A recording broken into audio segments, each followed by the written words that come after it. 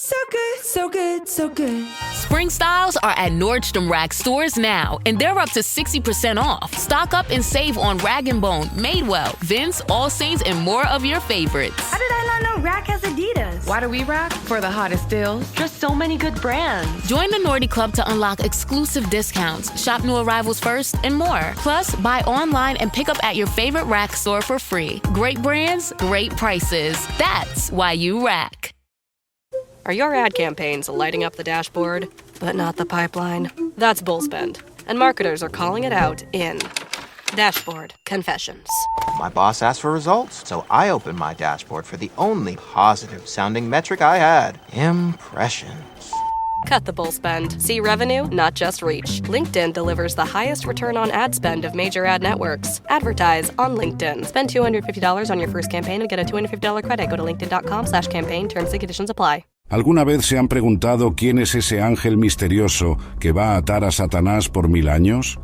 Porque miren, la Biblia nos cuenta esta historia increíble, pero no nos dice exactamente quién es este ser celestial. Vamos a leer juntos lo que dice Juan en Apocalipsis capítulo 20, versículos 1 y 2.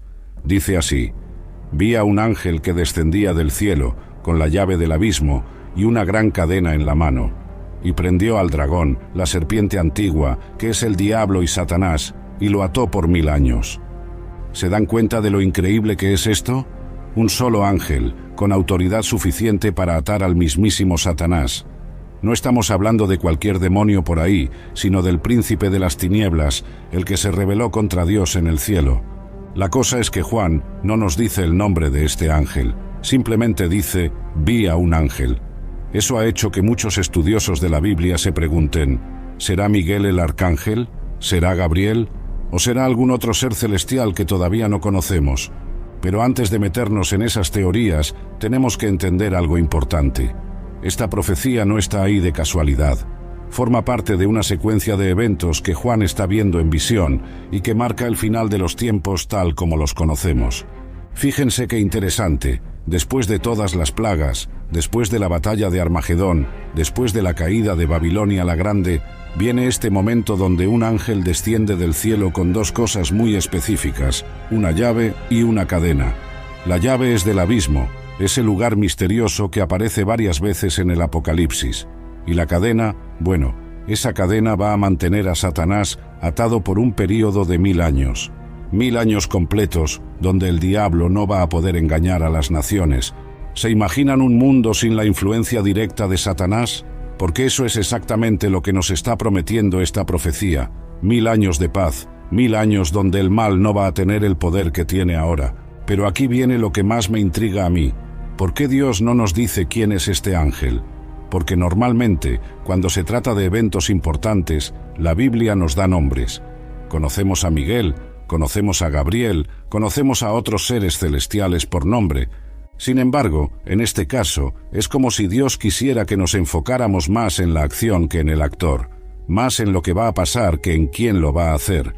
Y eso me parece fascinante, porque nos dice algo importante sobre la naturaleza de esta profecía. Algunos dicen que es Miguel el arcángel, porque en el libro de Daniel y en Judas se nos presenta como el que pelea contra Satanás. Otros piensan que podría ser Gabriel, porque es el mensajero de Dios en momentos cruciales. Y hay quienes creen que es un ángel especial, creado específicamente para esta misión. Lo que sí sabemos es que este ángel viene del cielo, viene con autoridad divina, y viene en el momento exacto que Dios ha determinado. No es casualidad, no es improvisación, es parte del plan eterno de Dios para acabar con el mal de una vez por todas. Fíjense también en algo curioso. El texto dice que el ángel prendió al dragón. Esa palabra en griego es ekratesen, que significa agarrar con fuerza, tomar control total. No fue una lucha épica como podríamos imaginarnos en una película. Fue una acción decisiva y definitiva. Eso nos dice algo muy importante sobre el poder de Dios versus el poder de Satanás. Por más que el diablo se haga el muy fuerte aquí en la tierra, cuando llega el momento que Dios ha determinado, un solo ángel es suficiente para controlarlo completamente. Y luego viene esa parte que dice: lo ató por 1000 años. 1000 años exactos, no 999, no 1001. 1000 años precisos donde Satanás va a estar fuera de circulación. Esto nos lleva a preguntas muy importantes. ¿Cuándo va a pasar esto? ¿Ya pasó? ¿Está pasando ahora? ¿O es algo que todavía está por venir? Porque dependiendo de cómo interpretemos estos 1000 años, vamos a entender diferente toda la profecía. Lo fascinante de todo esto es que no estamos hablando de ciencia ficción. Estamos hablando de la palabra de Dios, de una promesa específica que se va a cumplir en el momento exacto que el Señor ha determinado. Ahora, para entender bien quién es este ángel misterioso, tenemos que ver el contexto completo de lo que está pasando en Apocalipsis capítulo 20. Porque esto no aparece de la nada, es parte de una secuencia de eventos que Juan está viendo en visión. Si nos vamos al capítulo 19, vemos que acaba de terminar algo tremendo, la segunda venida de Cristo. Juan nos describe a Jesús montado en un caballo blanco, con los ojos como llama de fuego, y de su boca sale una espada aguda para herir a las naciones. Es una imagen impactante, ¿verdad? Y ahí mismo nos dice que los reyes de la tierra y sus ejércitos se habían reunido para hacer guerra contra el que montaba el caballo blanco y contra su ejército. Pero ¿saben qué pasó? Que la bestia fue apresada y con ella el falso profeta. Apocalipsis 19, versículo 20 dice: «Y la bestia fue apresada, y con ella el falso profeta que había hecho delante de ella las señales con las cuales había engañado a los que recibieron la marca de la bestia y habían adorado su imagen. Estos dos fueron lanzados vivos dentro de un lago de fuego que arde con azufre». Fíjense en la secuencia. Primero son eliminados la bestia y el falso profeta. Después, en el versículo 21, nos dice que los demás fueron muertos con la espada que salía de la boca del que montaba el caballo. O sea, hay una limpieza total de todos los enemigos de Dios. Y ahí es cuando aparece nuestro ángel misterioso en el capítulo 20. Es como si Dios hubiera dejado lo mejor para el final. Primero se encarga de los secuaces, después va por el jefe principal, Satanás mismo. Esto me parece súper importante porque nos muestra el orden de los eventos. No es que el ángel viene a atar a Satanás mientras la tierra está llena de maldad. No, viene después de que Cristo ya ha limpiado la casa, después de que ya se ha establecido su reino. Y aquí viene algo que muchos no notan. Este ángel no viene a pelear con Satanás, viene a atarlo. ¿Por qué? Porque la batalla ya terminó, Cristo ya venció en el Calvario y ahora simplemente se está ejecutando la sentencia. Es como cuando un criminal ya ha sido juzgado y condenado, y llega el oficial de justicia a llevárselo a la cárcel. No hay discusión, no hay negociación, solo se cumple lo que ya se decidió en el tribunal. Miren lo que dice el versículo 3. «Y lo arrojó al abismo, y lo encerró, y puso sello sobre él, para que no engañase más a las naciones, hasta que fuesen cumplidos 1000 años, y después de esto debe ser desatado por un poco de tiempo». ¿Se dan cuenta de los detalles? No solo lo ata, sino que lo arroja al abismo, lo encierra y pone sello sobre él. Es como una cárcel de máxima seguridad celestial. No hay posibilidad de escape. Y el propósito es claro, para que no engañe más a las naciones, porque ese ha sido el trabajo de Satanás desde el principio, engañar. En el Edén engañó a Eva, y desde entonces ha estado engañando a la humanidad. Pero viene un tiempo donde ese engaño va a cesar completamente por 1000 años. Imagínense qué diferente va a ser el mundo cuando no haya esa influencia maligna constantemente susurrando mentiras en los oídos de la gente. Ahora, algunos me van a preguntar, pero pastor, ¿por qué 1000 años? ¿Por qué no para siempre? Y ahí está la cosa interesante. El texto dice que después de los 1000 años debe ser desatado por un poco de tiempo. Esto forma parte del plan perfecto de Dios. Esos 1000 años van a demostrar algo importante, que aún sin la influencia directa de Satanás, el corazón humano sigue siendo propenso al mal. Va a ser como un experimento divino para mostrar que el problema no es solo Satanás, sino también nuestra naturaleza caída. Fíjense que el versículo 4 nos habla de tronos, y que se sentaron sobre ellos los que recibieron facultad de juzgar, y vio las almas de los decapitados por causa del testimonio de Jesús y por la palabra de Dios, y que no habían adorado a la bestia ni a su imagen. Aquí vemos algo hermoso. Los que fueron fieles a Cristo, especialmente los mártires, van a reinar con Él durante estos 1000 años. Es como si Dios dijera, los que sufrieron por mi causa en la tierra, ahora van a gobernar conmigo en mi reino. Y el versículo 5 nos aclara algo importante. pero los otros muertos no volvieron a vivir hasta que se cumplieron 1000 años. Esta es la primera resurrección. O sea que hay 2 resurrecciones, una al principio de los 1000 años para los justos y otra al final para los impíos. Esto es crucial para entender toda la cronología de los eventos finales. El contexto nos muestra que nuestro ángel misterioso actúa en un momento muy específico, después de la segunda venida de Cristo, después de la destrucción de los ejércitos malignos y al comienzo del reino milenario. No es casualidad que Juan vea esta visión en este orden.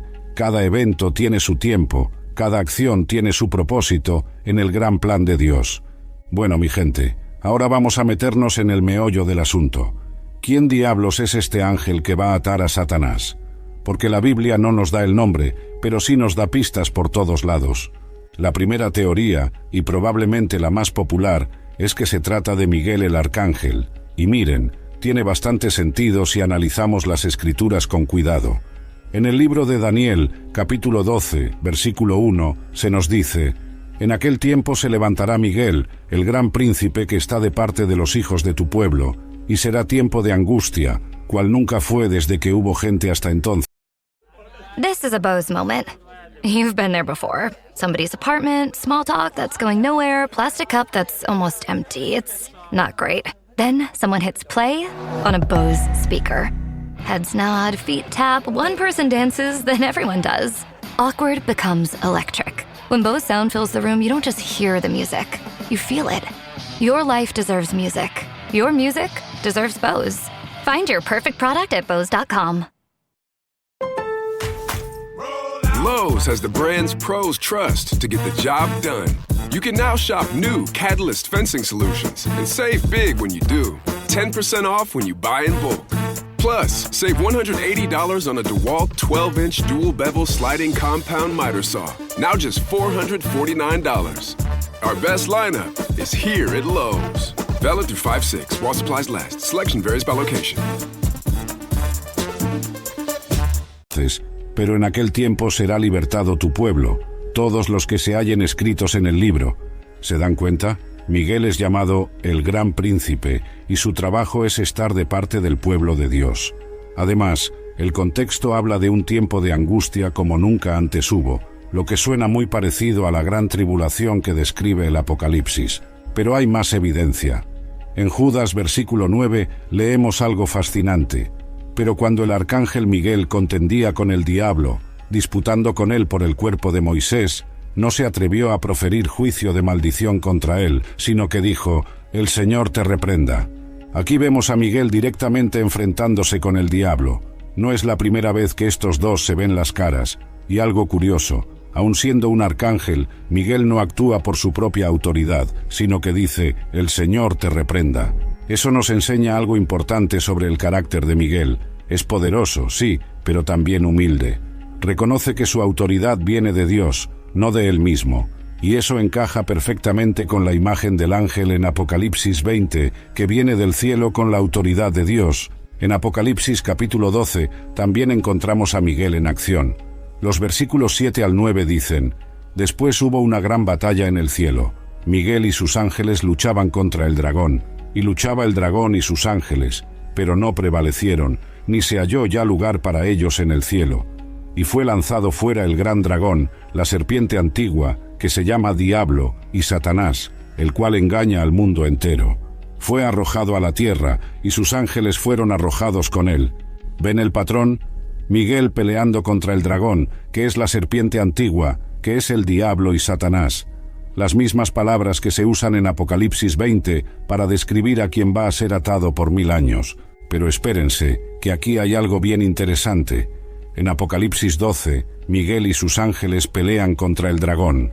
En Apocalipsis 20, un ángel ata al dragón. ¿Será el mismo evento visto desde diferentes perspectivas o son eventos diferentes? Muchos teólogos piensan que son eventos diferentes. El de Apocalipsis 12 sería la expulsión original de Satanás del cielo, y el de Apocalipsis 20 sería su confinamiento final en el abismo. Pero hay otra posibilidad, que Miguel sea efectivamente el ángel de Apocalipsis 20, pero que en este caso actúe con una autoridad mucho mayor que antes. Porque fíjense, en Apocalipsis 12 hay una batalla, en Apocalipsis 20 no hay batalla, solo una acción decisiva. Eso nos dice que el poder y la autoridad de este ángel son absolutos. Satanás no puede resistir, no puede pelear, no puede escapar, es sometido completamente.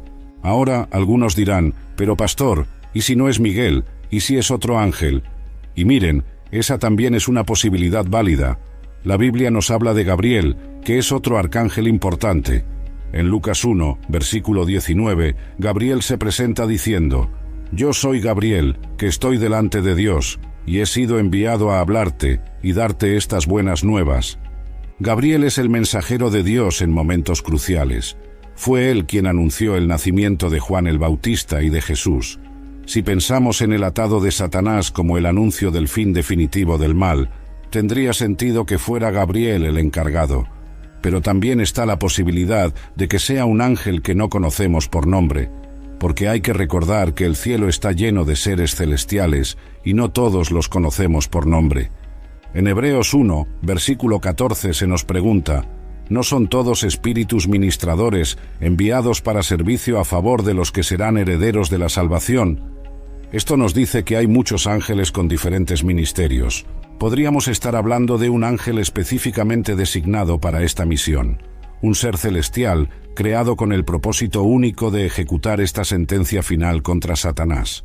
Lo que sí me parece claro es que no es Jesús, porque en todo el Apocalipsis, cuando se refiere a Cristo, Juan usa términos específicos, el Cordero, el que está sentado en el trono, el Verbo de Dios. Aquí simplemente dice un ángel. Además, el contexto sugiere que Cristo ya está reinando, mientras que este ángel es enviado para cumplir una tarea específica. Es como la diferencia entre el rey y el ejecutor de la justicia real. Personalmente, me inclino por la teoría de que es Miguel el arcángel. Las evidencias bíblicas parecen apuntar en esa dirección. Su historial de enfrentamientos con Satanás, su rol como protector del pueblo de Dios y su posición como arcángel lo hacen el candidato más probable. Pero al final del día, lo importante no es tanto quién es el ángel, sino lo que va a hacer. Porque lo que realmente importa es que Satanás va a ser atado, el mal va a ser controlado, y va a comenzar un período de paz como nunca antes hemos experimentado. Ahora vamos a hablar de algo que me parece fascinante, las cadenas con las que va a ser atado Satanás. Porque cuando leemos que el ángel tenía una gran cadena en la mano, muchos se imaginan cadenas de hierro como las que usamos aquí en la tierra. Pero espérense un momentito, estamos hablando de seres espirituales aquí. Satanás no tiene un cuerpo físico como nosotros. Entonces, ¿cómo se ata a un ser espiritual con cadenas físicas? La respuesta es que no se puede. Estas cadenas son simbólicas, representan algo mucho más poderoso que cualquier metal que conozcamos. Representan las limitaciones que Dios va a poner sobre las actividades de Satanás. Fíjense en 2 Pedro capítulo 2 versículo 4. Porque si Dios no perdonó a los ángeles que pecaron, sino que arrojándolos al infierno, los entregó a prisiones de oscuridad, para ser reservados al juicio. Aquí vemos que ya hay ángeles caídos que están en prisiones de oscuridad. No son prisiones físicas, son limitaciones espirituales que Dios les ha impuesto. En Judas, versículo 6, encontramos algo parecido. Y a los ángeles que no guardaron su dignidad, sino que abandonaron su propia morada, los ha guardado bajo oscuridad, en prisiones eternas, para el juicio del gran día. Estas prisiones eternas no son calabozos con barrotes, son restricciones divinas que impiden que estos seres actúen con libertad. Entonces, las cadenas del ángel en Apocalipsis 20 representan las limitaciones absolutas que Dios va a imponer sobre Satanás. Va a ser como si le quitaran todos los permisos de operación, porque hay que entender algo importante. Satanás actúa dentro de ciertos límites que Dios le permite. En el libro de Job vemos esto claramente. En Job 1, versículo 12, Dios le dice a Satanás, «He aquí, todo lo que tiene está en tu mano, solamente no pongas tu mano sobre él». Y en Job 2, versículo 6, «Y dijo Jehová a Satanás, «He aquí, él está en tu mano, mas guarda su vida». O sea, Satanás solo puede hacer lo que Dios le permite hacer. Pero durante los 1000 años, esos permisos van a ser revocados completamente. Las cadenas representan la remoción total de cualquier autoridad o poder que Satanás pudiera tener. Es interesante que el texto diga una gran cadena, no cadenas en plural. Esto podría sugerir una limitación completa e indivisible. No es que le van a atar las manos o los pies o una parte de su ser. Es una restricción total y absoluta. También hay algo simbólico en el hecho de que el ángel traiga la cadena del cielo. No es algo fabricado en la tierra, no es algo que el hombre pueda hacer o deshacer. Es una restricción de origen divino, con autoridad celestial. Pensemos en lo que dice Mateo 16, versículo 19, donde Jesús le dice a Pedro: «Y a ti te daré las llaves del reino de los cielos, y todo lo que atares en la tierra será atado en los cielos, y todo lo que desatares en la tierra será desatado en los cielos». Aquí vemos el principio del atar y desatar con autoridad celestial. Lo que se hace con autoridad divina tiene validez tanto en la tierra como en el cielo. En el caso de Satanás, este atado no es temporal ni parcial, es absoluto y por 1000 años completos. Durante ese tiempo, él no va a poder engañar a las naciones, no va a poder tentar a nadie, no va a poder causar sufrimiento. ¿Se imaginan lo que eso significa? 1000 años sin depresión causada por ataques espirituales, 1000 años sin guerras instigadas por el odio diabólico, 1000 años sin la constante influencia del mal susurrando en los oídos de la humanidad, porque hay que entender que Satanás es el padre de la mentira, como dice Juan 8, versículo 44. Vosotros sois de vuestro padre el diablo, y los deseos de vuestro padre queréis hacer. Él ha sido homicida desde el principio y no ha permanecido en la verdad, porque no hay verdad en él. Cuando habla mentira, de suyo habla, porque es mentiroso y padre de mentira. Sus cadenas van a significar el fin de esas mentiras. Sin su influencia, la verdad va a brillar de una manera como nunca antes hemos visto. También pensemos en Efesios 6, versículo 12. Porque no tenemos lucha contra sangre y carne, sino contra principados, contra potestades, contra los gobernadores de las tinieblas de este siglo, contra huestes espirituales de maldad en las regiones celestes. Durante los 1000 años, esa lucha va a cesar, no porque los seres humanos se vuelvan perfectos de la noche a la mañana, sino porque el principal instigador del mal va a estar fuera de circulación. Las cadenas también representan justicia divina. Satanás ha causado sufrimiento durante milenios, ha engañado, ha destruido, ha sembrado dolor por toda la tierra. Llega el momento donde tiene que pagar por todo eso. Es como cuando un criminal peligroso finalmente es capturado y puesto tras las rejas. La sociedad respira aliviada porque sabe que esa fuente de peligro ya no puede hacerles daño. Pero aquí hay algo todavía más profundo. Estas cadenas no solo restringen a Satanás, sino que también revelan la autoridad absoluta de Dios. Muestran que el mal, por más poderoso que parezca, siempre está bajo el control divino. Cuando vemos el ángel con la cadena en la mano, estamos viendo la soberanía de Dios en acción. Estamos viendo que llega el momento donde Él dice: «Hasta aquí has llegado y no pasarás adelante».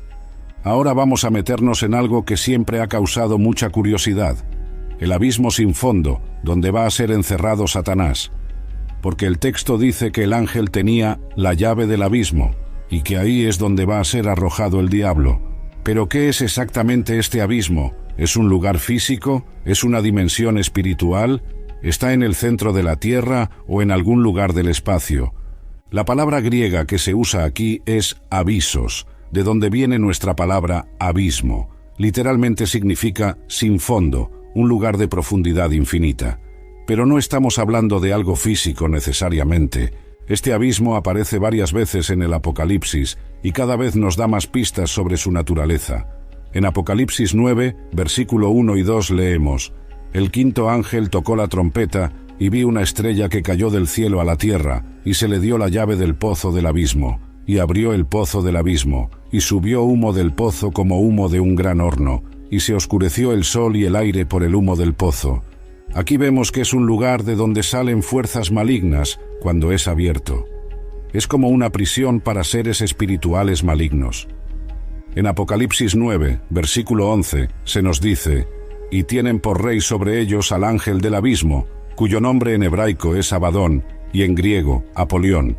O sea, es un lugar que tiene su propio gobernante, un ser maligno. Pero en Apocalipsis 17, versículo 8, encontramos algo interesante.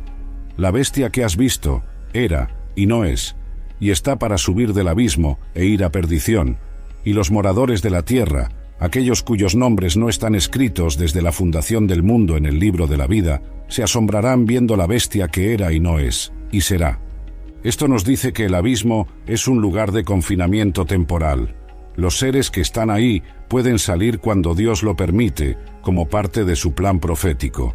Lucas 8, versículos 30 y 31 nos dan otra pista importante.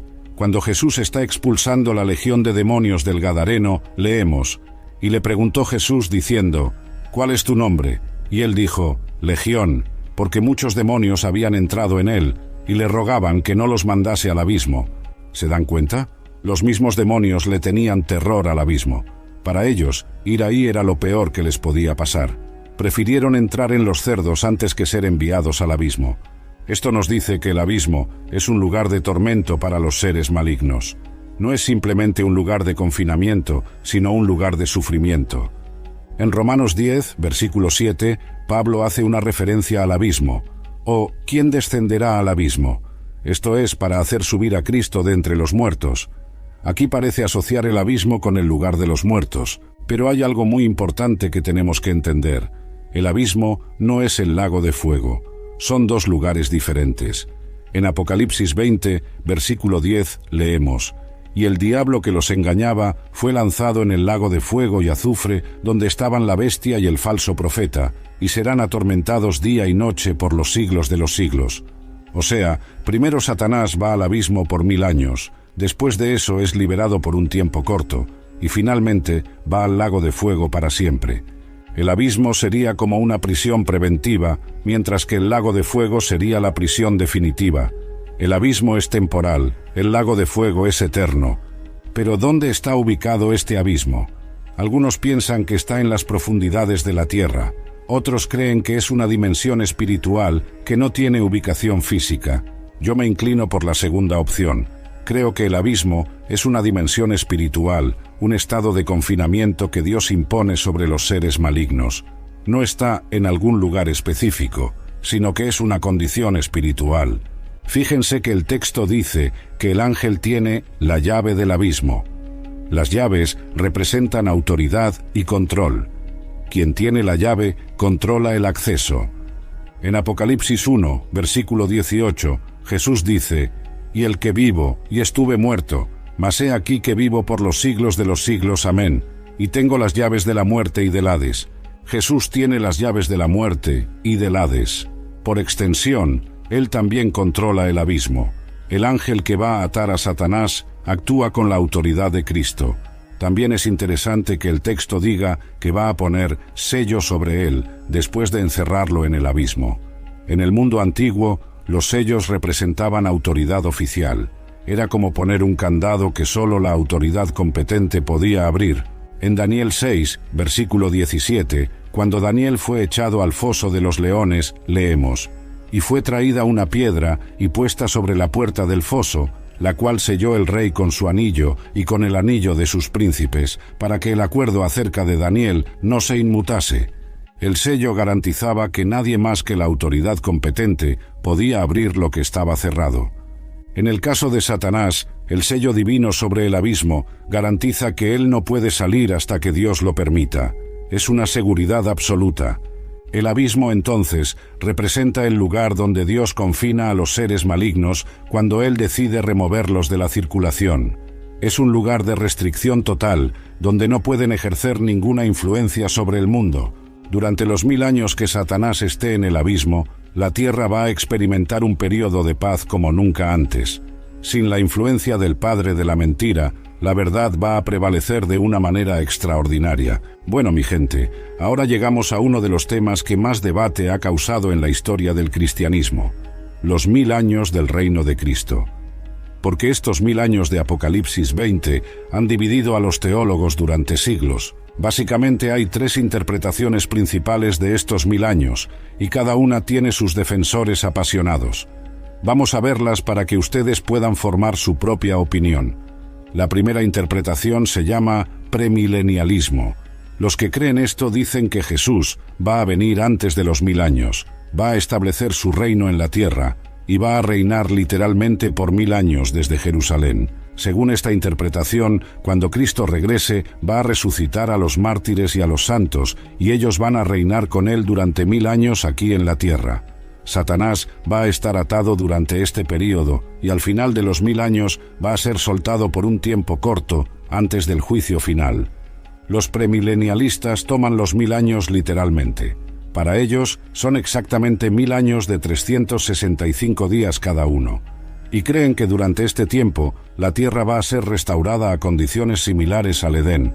Esta interpretación tiene mucho apoyo bíblico. En Isaías 65, versículos 17 al 25, encontramos una descripción de esta tierra renovada. Porque he aquí que yo crearé nuevos cielos y nueva tierra, y de lo primero no habrá memoria, ni más vendrá al pensamiento. Y continúa describiendo un tiempo donde no habrá más allí niño que muera de pocos días, ni viejo que sus días no cumpla, porque el niño morirá de 100 años, y el pecador de 100 años será maldito. Los premilenialistas ven aquí una descripción del reino milenario, donde las condiciones de vida van a ser extraordinariamente mejores que ahora, pero todavía no van a ser perfectas como en el estado eterno. La segunda interpretación se llama postmilenialismo. Los que creen esto dicen que la Iglesia va a evangelizar el mundo tan efectivamente que va a establecer el reino de Cristo en la tierra por 1000 años, y después de eso Cristo va a venir. Según esta interpretación, los 1000 años son un período de gran triunfo del Evangelio, donde la mayoría de la humanidad va a ser convertida al cristianismo, y la justicia va a prevalecer en la tierra. Los postmilenialistas tienden a ser más optimistas sobre el futuro de la humanidad. Creen que el Evangelio va a triunfar gradualmente hasta que Cristo gobierne los corazones de la mayoría de las personas. Esta interpretación tuvo mucha popularidad. I get so many headaches every month. It could be chronic migraine, 15 or more headache days a month, each lasting 4 hours or more. Botox, onabotulinum toxin A, prevents headaches in adults with chronic migraine. It's not for those who have 14 or fewer headache days a month. Prescription Botox is injected by your doctor. Effects of Botox may spread hours to weeks after injection, causing serious symptoms. Alert your doctor right away, as difficulty swallowing, speaking, breathing, eye problems, or muscle weakness can be signs of a life-threatening condition. Patients with these conditions before injection are at highest risk. Side effects may include allergic reactions, neck and injection site pain, fatigue, and headache. Allergic reactions can include rash, welts, asthma symptoms, and dizziness. Don't receive Botox if there's a skin infection. Tell your doctor your medical history, muscle or nerve conditions, including ALS, Lou Gehrig's disease, myasthenia gravis or Lambert-Eaton syndrome, and medications, including botulinum toxins, as these may increase the risk of serious side effects. Why wait? Ask your doctor. Visit BotoxChronicMigraine.com or call 1-800-44-BOTOX to learn more. En los siglos XVIII y XIX, especialmente durante los grandes avivamientos, pero perdió fuerza después de las 2 guerras mundiales, cuando la gente se dio cuenta de que el mundo no estaba mejorando automáticamente. La tercera interpretación se llama amilenialismo. Los que creen esto dicen que los 1000 años no son literales, sino simbólicos, y que representan todo el período entre la primera y segunda venida de Cristo. Según esta interpretación, estamos viviendo en los 1000 años ahora mismo. Satanás fue atado simbólicamente cuando Cristo murió en la cruz y resucitó, y aunque todavía puede actuar, su poder está limitado. Los amilenialistas interpretan mucho del Apocalipsis simbólicamente. Para ellos, los 1000 años representan un período completo, perfecto, donde Cristo reina desde el cielo, mientras la Iglesia cumple su misión en la tierra. Agustín de Hipona, uno de los teólogos más influyentes de la historia cristiana, era amilenialista. Él creía que la Iglesia era el reino de Cristo en la tierra, y que los 1000 años representaban la era de la Iglesia. Esta interpretación se volvió dominante en el catolicismo romano y en muchas denominaciones protestantes. La Iglesia Católica oficialmente enseña una forma de amilenialismo, pero también hay variaciones dentro de cada una de estas interpretaciones. Por ejemplo, hay premilenialistas que creen en un rapto antes de la tribulación, otros que creen en un rapto en medio de la tribulación y otros que creen en un rapto después de la tribulación.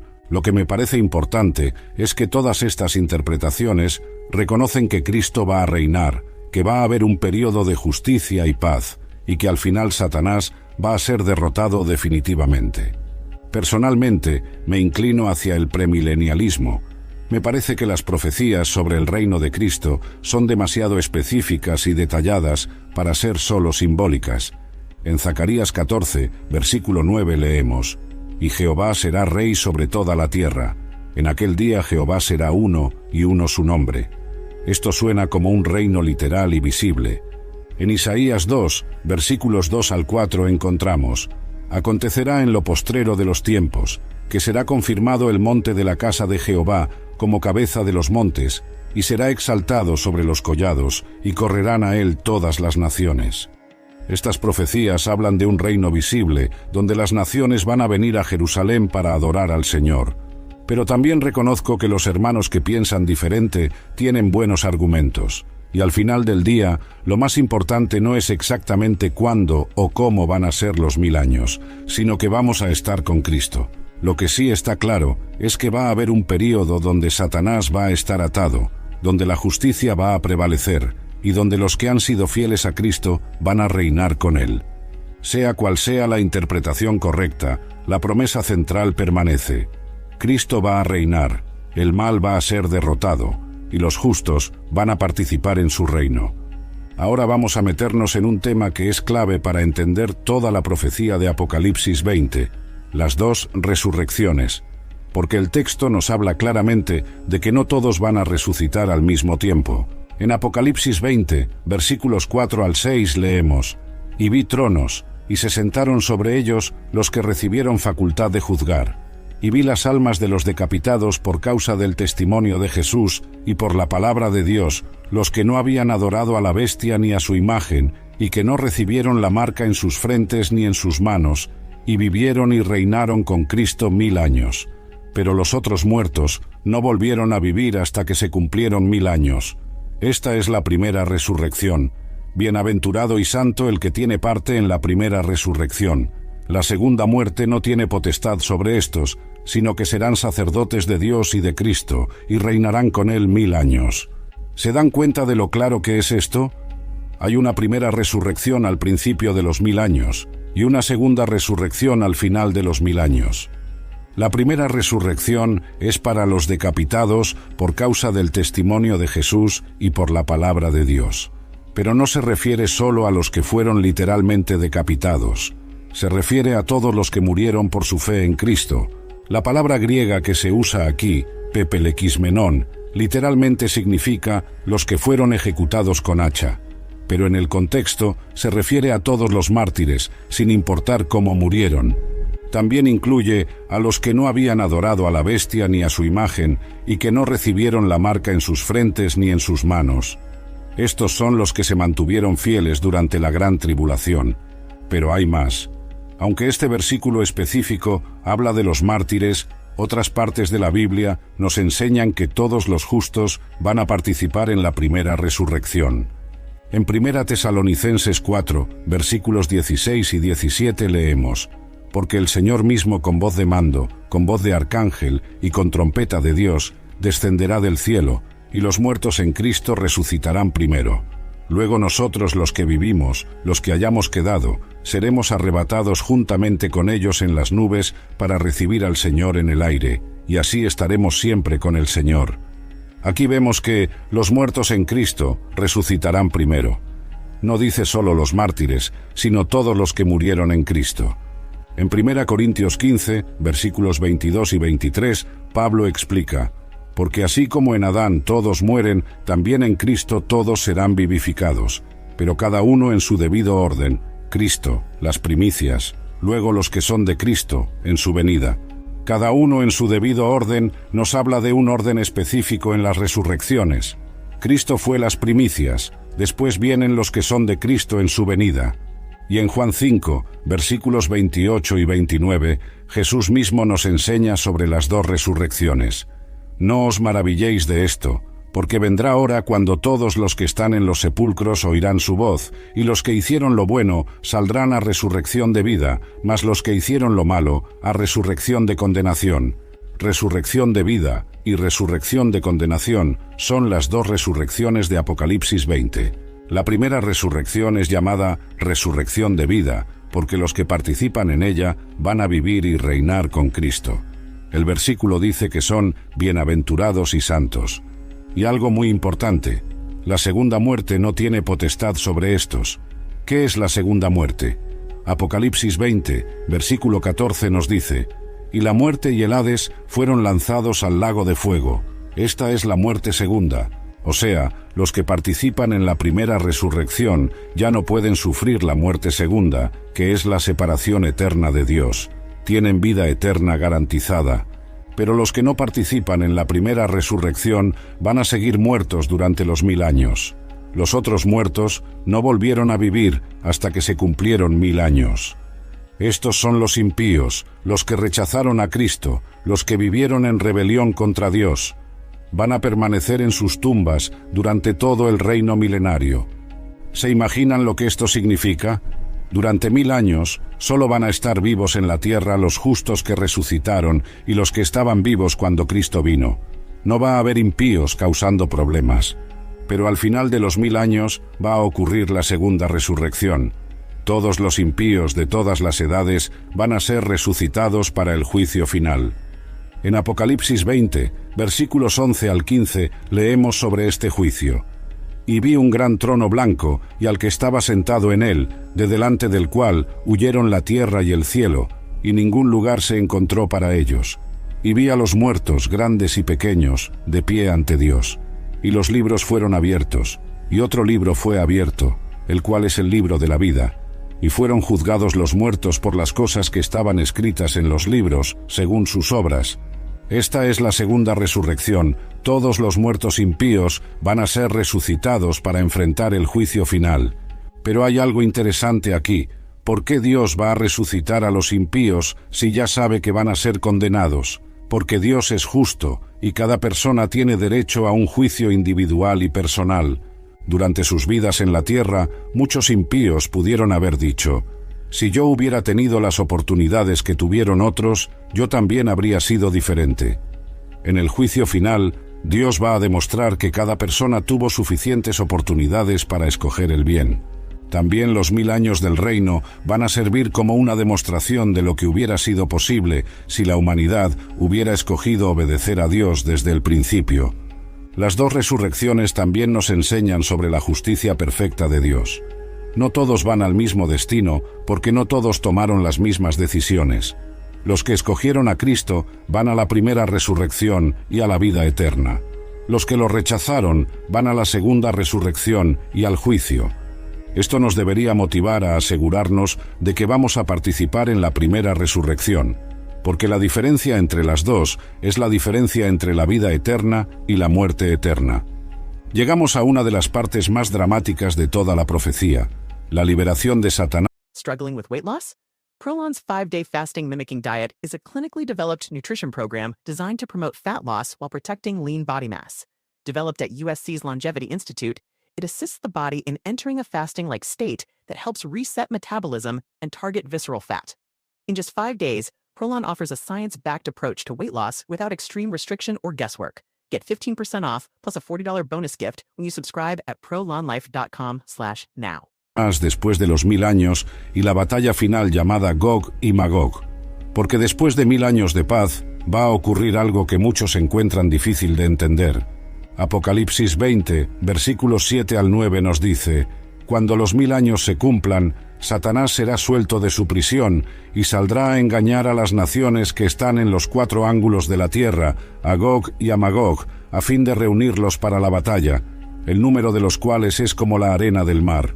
Y subieron sobre la anchura de la tierra, y rodearon el campamento de los santos y la ciudad amada. Y de Dios descendió fuego del cielo, y los consumió».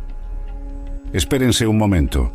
Después de 1000 años de paz perfecta, ¿va a haber gente dispuesta a rebelarse contra Dios? ¿Cómo es posible esto? Aquí tenemos que entender algo importante sobre la naturaleza humana.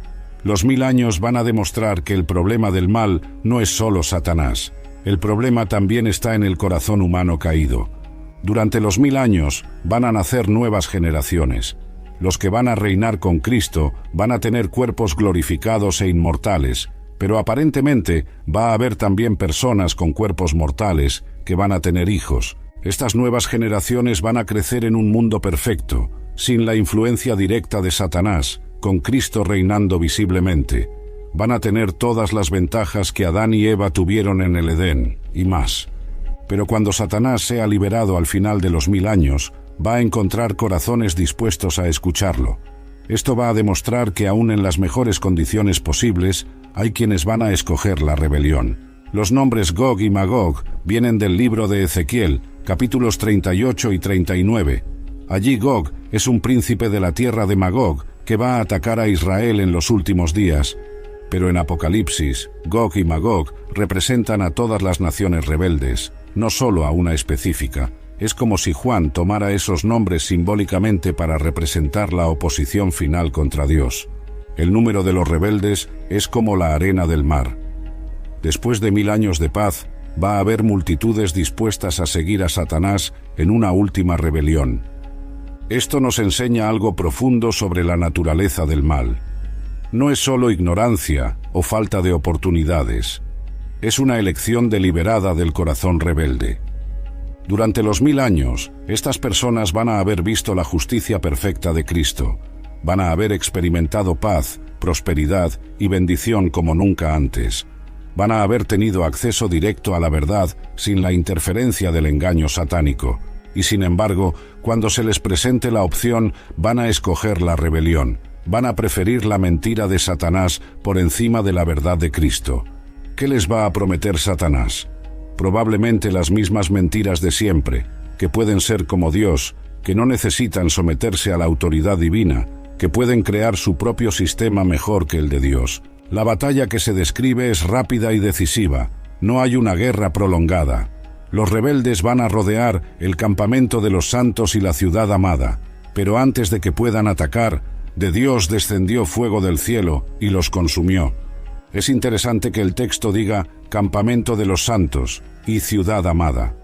Esto sugiere que los santos van a estar organizados como un ejército acampado alrededor de la ciudad santa, que probablemente sea la Nueva Jerusalén. El fuego que desciende del cielo es el juicio directo de Dios. No hay batalla, no hay lucha. Es una ejecución inmediata de la justicia divina. Esto me recuerda lo que pasó con Sodoma y Gomorra en Génesis 19, o con los 250 hombres que se rebelaron con Coré en Números 16. Cuando Dios ejecuta juicio directamente, es rápido y total. Después de esto, versículo 10 dice: «Y el diablo que los engañaba fue lanzado en el lago de fuego y azufre, donde estaban la bestia y el falso profeta, y serán atormentados día y noche por los siglos de los siglos». Aquí terminan definitivamente las actividades de Satanás. Durante los 1000 años estuvo en el abismo. Ahora va al lago de fuego para siempre. La bestia y el falso profeta ya estaban allí desde el capítulo 19. Ahora se les une Satanás para el castigo eterno. Esta batalla final va a servir varios propósitos en el plan de Dios. Primero, va a demostrar una vez por todas que el problema del mal no es solo falta de oportunidades o influencia satánica. Hay corazones que van a escoger el mal aún en las mejores circunstancias. Segundo, va a justificar el castigo eterno. Nadie va a poder decir que no tuvo suficientes oportunidades para escoger el bien. Tercero, va a purificar el universo para siempre. Después de esta rebelión final, ya no va a quedar ningún ser creado dispuesto a rebelarse contra Dios. Los que sobrevivan esta prueba final van a haber demostrado su lealtad absoluta a Dios. Van a ser ciudadanos confiables del reino eterno. Es una lección sobria sobre la naturaleza del libre albedrío. Dios nos ha creado con la capacidad de escoger, y esa capacidad incluye la posibilidad de escoger mal, aun cuando tengamos todas las razones para escoger bien. Pero también es una lección sobre la justicia de Dios. Él va a dar a todos las mejores oportunidades posibles, y después va a ejecutar juicio basado en las decisiones que cada uno tome. Después de la destrucción de los rebeldes de Gog y Magog, llegamos al evento más solemne de toda la historia, el juicio del gran trono blanco. Este es el tribunal final, donde toda la humanidad va a rendir cuentas ante Dios. Apocalipsis 20, versículos 11 al 15, nos da una descripción impactante. y vi un gran trono blanco, y al que estaba sentado en él, de delante del cual huyeron la tierra y el cielo, y ningún lugar se encontró para ellos. Y vi a los muertos, grandes y pequeños, de pie ante Dios. Y los libros fueron abiertos, y otro libro fue abierto, el cual es el libro de la vida. Y fueron juzgados los muertos por las cosas que estaban escritas en los libros, según sus obras. Y el mar entregó los muertos que había en él, y la muerte y el Hades entregaron los muertos que había en ellos, y fueron juzgados cada uno según sus obras. Y la muerte y el Hades fueron lanzados al lago de fuego. Esta es la muerte segunda, y el que no se halló inscrito en el libro de la vida fue lanzado al lago de fuego. Primero, fíjense en el trono, es grande y blanco. Grande habla de la majestuosidad absoluta de Dios. Blanco representa la pureza perfecta y la justicia sin mancha. El que está sentado en el trono es Dios mismo. En Juan 5, versículos 22 y 27, Jesús nos dice que el Padre le ha dado toda autoridad para juzgar, porque el Padre a nadie juzga, sino que todo el juicio dio al Hijo, y le dio autoridad de hacer juicio, por cuanto es el Hijo del Hombre.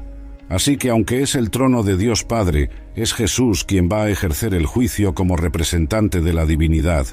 Algo impresionante, de delante del cual huyeron la tierra y el cielo, y ningún lugar se encontró para ellos.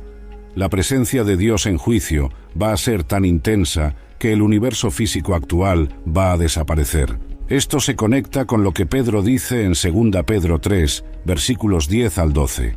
Pero el día del Señor vendrá como ladrón en la noche, en el cual los cielos pasarán con grande estruendo, y los elementos ardiendo serán deshechos, y la tierra y las obras que en ella hay serán quemadas. Después de este juicio, Dios va a crear cielos nuevos y tierra nueva. El universo actual, contaminado por el pecado, va a ser reemplazado por uno completamente nuevo. Ahora, ¿quiénes van a estar en este juicio? Los muertos, grandes y pequeños.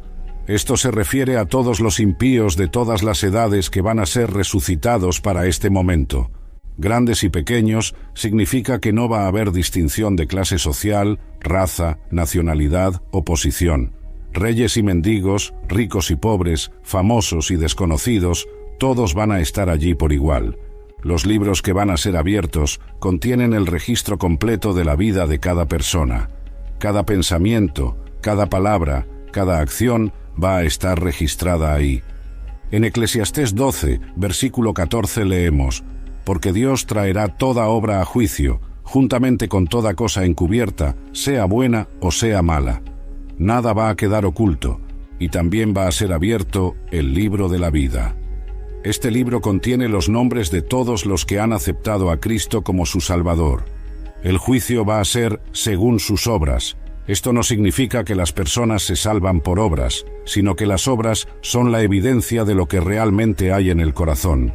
Santiago 2, versículos 17 y 18 nos enseña: así también la fe, si no tiene obras, es muerta en sí misma. Pero alguno dirá: tú tienes fe y yo tengo obras. Muéstrame tu fe sin tus obras, y yo te mostraré mi fe por mis obras. Las obras revelan si la fe es genuina o no. Para los que están en este juicio, va a ser una demostración de por qué están perdidos. Dios va a mostrar que tuvieron oportunidades suficientes para arrepentirse y aceptar a Cristo, pero escogieron rechazarlo. Romanos 1, versículo 20 dice: porque las cosas invisibles de Él, su eterno poder y deidad, se hacen claramente visibles desde la creación del mundo, siendo entendidas por medio de las cosas hechas, de modo que no tienen excusa. Cada persona va a ver que tuvo evidencia suficiente de la existencia de Dios y de su amor. También van a ver todas las veces que el Espíritu Santo trató de convencerlos de pecado y de justicia, pero ellos resistieron esa influencia. Va a ser un juicio perfectamente justo. Nadie va a poder decir que fue tratado injustamente o que no tuvo oportunidades. El resultado va a ser que el que no se halló inscrito en el libro de la vida fue lanzado al lago de fuego. Esto va a incluir no solo a los seres humanos rebeldes, sino también a la muerte y el Hades. Estas fuerzas que han atormentado a la humanidad van a ser destruidas para siempre. 1 Corintios 15, versículo 26 dice: y el postrer enemigo que será destruido es la muerte. En el juicio del gran trono blanco, esto se va a cumplir literalmente. Después de este juicio, ya no va a haber más muerte, no va a haber más Hades, no va a haber más separación entre Dios y su pueblo. Para los salvos, este juicio va a ser una vindicación final de la justicia de Dios. Van a ver que Dios fue perfectamente justo en salvarlos a ellos y en condenar a los que rechazaron su gracia. También va a ser una demostración de que la salvación es por gracia, no por obras. Los que están en el libro de la vida no están ahí porque fueron mejores que otros, sino porque aceptaron el regalo gratuito de la salvación. Es un momento solemne, pero también necesario. El universo necesita ver que Dios es perfectamente justo en todos sus tratos con las criaturas. Hemos llegado al final de nuestro viaje por esta profecía fascinante y quiero compartir con ustedes algunas reflexiones sobre lo que todo esto significa para nosotros hoy. Primero, creo que es importante recordar que aunque no sepamos exactamente quién es el ángel que va a atar a Satanás, lo que sí sabemos es que Dios tiene todo bajo control. Cada detalle de la profecía va a cumplirse en el tiempo exacto que Él ha determinado. Me parece increíble cómo Dios nos ha dado estas visiones del futuro, no para satisfacer nuestra curiosidad, sino para darnos esperanza y motivarnos a vivir vidas fieles. Cuando vemos que Satanás va a ser atado por 1000 años, entendemos que el mal no va a triunfar para siempre. Por más oscuro que se vea el mundo a veces, por más que parezca que las fuerzas del mal están ganando, Dios tiene la última palabra. Los 1000 años del reino de Cristo nos enseñan que Dios no ha abandonado este mundo. Él va a restaurar todas las cosas, va a traer justicia perfecta y va a establecer su reino de paz. Para los que hemos puesto nuestra fe en Cristo, estas profecías son una fuente tremenda de esperanza. Sabemos que vamos a participar en la primera resurrección, vamos a reinar con Cristo, y la segunda muerte no va a tener poder sobre nosotros, pero también estas profecías nos dan una responsabilidad. Si sabemos que va a haber un juicio final, si sabemos que cada persona va a tener que rendir cuentas ante Dios, entonces tenemos la obligación de compartir el Evangelio con otros. La batalla de Gog y Magog nos enseña algo importante sobre la naturaleza humana. Aún en las mejores condiciones posibles, va a haber quienes escojan la rebelión. Esto nos debería hacer más humildes y más dependientes de la gracia de Dios. Si personas que vivan por 1000 años bajo el reinado perfecto de Cristo van a poder rebelarse al final, ¿cuánto más nosotros necesitamos la gracia continua de Dios para mantenernos fieles? El juicio del gran trono blanco nos recuerda que nuestras decisiones tienen consecuencias eternas. No estamos jugando aquí. La forma como respondamos al Evangelio va a determinar nuestro destino eterno. Pero también nos recuerda que Dios es perfectamente justo. Nadie va a ser condenado injustamente. Cada persona va a tener todas las oportunidades que necesita para escoger la salvación. Una cosa que me impacta mucho es cómo estas profecías muestran la paciencia increíble de Dios. Él podría acabar con el mal de una vez, pero está dando tiempo para que más personas se arrepientan. Segunda Pedro 3, versículo 9 dice: El Señor no retarda su promesa, según algunos la tienen por tardanza, sino que es paciente para con nosotros, no queriendo que ninguno perezca, sino que todos procedan al arrepentimiento. Cada día que pasa es una oportunidad más para que alguien acepte a Cristo. Cada día que Dios permite que continúe la historia es una demostración de su amor y paciencia. También me llama la atención cómo estas profecías nos muestran que Dios va a usar instrumentos para cumplir su voluntad. El ángel que ata a Satanás es un instrumento de la justicia divina. Esto me hace pensar que nosotros también podemos ser instrumentos en las manos de Dios. Tal vez no vamos a atar a Satanás, pero sí podemos ser usados para liberar a personas de su influencia a través del Evangelio. Cuando compartimos el amor de Cristo con alguien, cuando oramos por los perdidos, cuando vivimos vidas que reflejan el carácter de Dios, estamos participando en la batalla cósmica entre el bien y el mal. Otra cosa que me impresiona es la precisión de estas profecías. 1000 años exactos, no más, no menos. Esto nos muestra que Dios no improvisa. Él tiene un plan detallado y lo va a ejecutar con precisión perfecta. Esto debería darnos confianza en todas las otras promesas de Dios. Si Él es tan preciso con los eventos futuros, podemos confiar en que también va a cumplir todas sus promesas para nuestra vida diaria.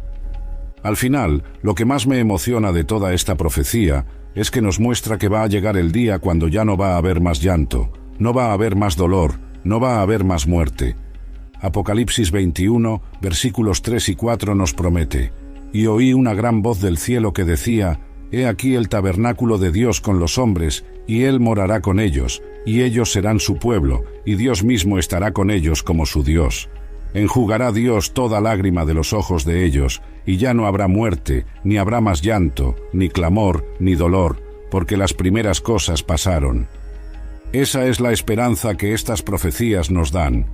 No importa cuán difícil sea la vida ahora, no importa cuánto sufrimiento veamos en el mundo, sabemos que todo esto es temporal. El ángel que va a atar a Satanás representa el triunfo final del bien sobre el mal. Representa el día cuando Dios va a decir: se acabó, ya no más. Y desde ese momento va a comenzar una eternidad de felicidad perfecta para todos los que hemos puesto nuestra confianza en Cristo. Mientras esperamos ese día glorioso, vivamos con esperanza, compartamos el Evangelio con pasión y mantengámonos fieles al Señor que nos ama y que va a venir pronto para llevarnos a casa. Que Dios los bendiga muchísimo y que estas verdades proféticas llenen sus corazones de esperanza y expectativa por el futuro glorioso que nos espera en Cristo Jesús.